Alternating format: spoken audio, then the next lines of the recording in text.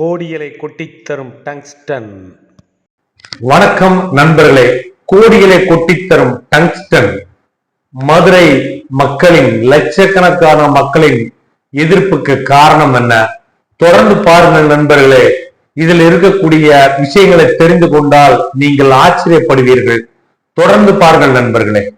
மலையை விட்டு நாங்க போக முடியாது, எல்லாரும் நிப்போம். உயிர் போற அளவுக்கு வந்தாலும் நாங்க நின்று எங்க மண்ணை மதுரை மாவட்டம் மரிட்டாப்பட்டி விவசாயம் நிறைந்த இப்பகுதி.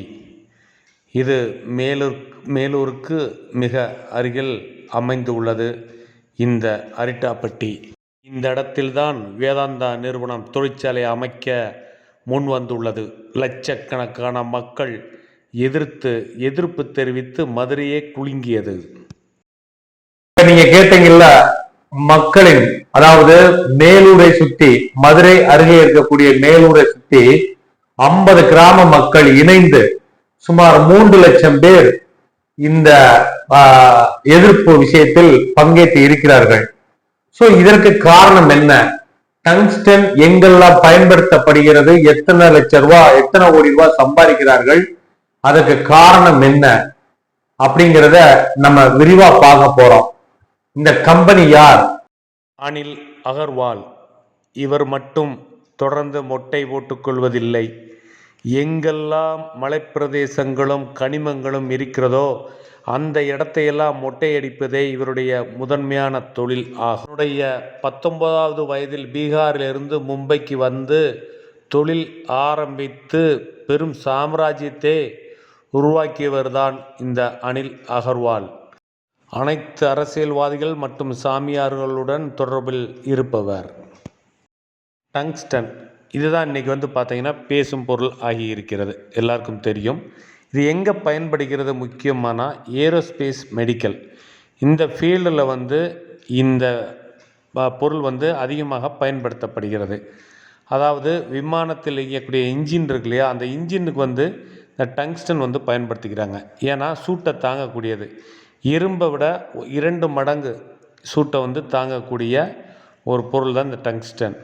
ஸோ இந்த டங்ஸ்டன் பார்த்தீங்கன்னா ராக்கெட்டில் முன்பகுதியில் இதை பயன்படுத்துகிறாங்க. மெடிக்கல் ஃபீல்டில் பார்த்தீங்கன்னா இப்போ சாதாரணமாக ஸ்கேன் இருக்கு இல்லையா, அதில் பெட் ஸ்கேன் ஒன்று இருக்குது. இது கேன்சரை துல்லியமாக கண்டுபிடிக்கக்கூடியதாக பெட் ஸ்கேன். இப்போ இந்த ஸ்கேனில் இந்த டங்ஸ்டன் உபயோகமாக இருக்குது, உபயோகப்படுத்துகிறாங்க. அதே மாதிரி எலக்ட்ரானிக்ஸு, லைட்ஸு, கன்ஸ்ட்ரக்ஷன், லைட்டு எல்லா இடத்துலையுமே இந்த டங்ஸ்டனுடைய உபயோகம் அதிகமாக இருக்கிறது. கிளாஸஸ்லாம் இந்த டங்ஸ்டன் யூஸ் பண்ணுறாங்க. ஸோ இந்த டங்ஸ்டனுடைய விலை பார்த்தீங்கன்னா ராடு பார்த்தீங்கன்னா ஒரு ராடு 1,50,000 இருக்குது. பல்வேறு பொருள்களாக மாற்றி விற்பனை செய்கிறார்கள். இந்தியாவில் பல இடங்களில் டங்ஸ்டன் மைன்ஸ் உள்ளது. உதாரணமாக வெஸ்ட் பெங்கால், மகாராஷ்டிரா, கர்நாடகா, ஆந்திரா போன்ற இடங்களில் டங்ஸ்டன் பெருமளவில் வெட்டி எடுக்கப்படுகிறது. மைசூர் போன்ற இடங்களில் கிடைக்கிறது. உலகில் பெருமளவு சைனாவிலிருந்து இறக்குமதி செய்யப்படுகிறது. இந்த வேதாந்தா நிறுவனத்திற்கு கீழ்தான் ஹிந்துஸ்தான் ஜிங்க் நிறுவனம் வருகிறது. இந்த ஹிந்துஸ்தான் ஜிங்க் நிறுவனத்தில் இந்திய அரசும் 27% பங்குகளை வைத்து உள்ளது. மீதமுள்ள பங்குகளை வேதாந்தா நிறுவனம் வைத்துள்ளது என்பதை மறவாதீர்கள். தொடர்ந்து பார்த்தீர்கள்.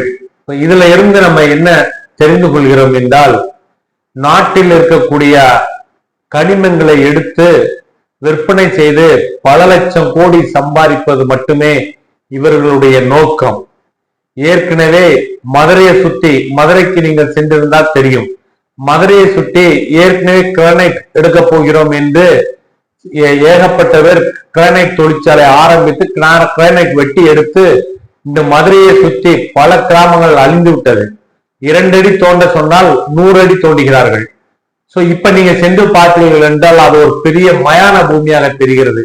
சாதாரண மயான பூமி அல்ல, ஏக்கர் கணக்கில் அதில் எந்தவித விவசாயமும் எந்த ஒரு பலனும் இல்லாமல் போகிவிட்டது.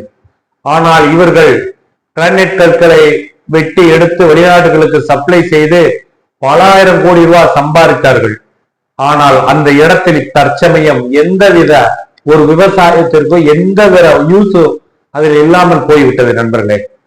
ஆகவே இந்த அகர்வால், அனில் அகர்வாலை பொறுத்தளவில் அவருடைய எண்ணமெல்லாம் இந்தியாவில் எங்கெல்லாம் மலைகள் தெரிகிறதோ அந்த மலைகளை நோக்கி சென்று அதை வெட்டி அதுல இருக்கக்கூடிய கனிமங்களை எடுத்து உலகம் ஃபுல்லா சப்ளை பண்ணணும் என்பதுதான் அவருடைய ஒரே குறிக்கோள்.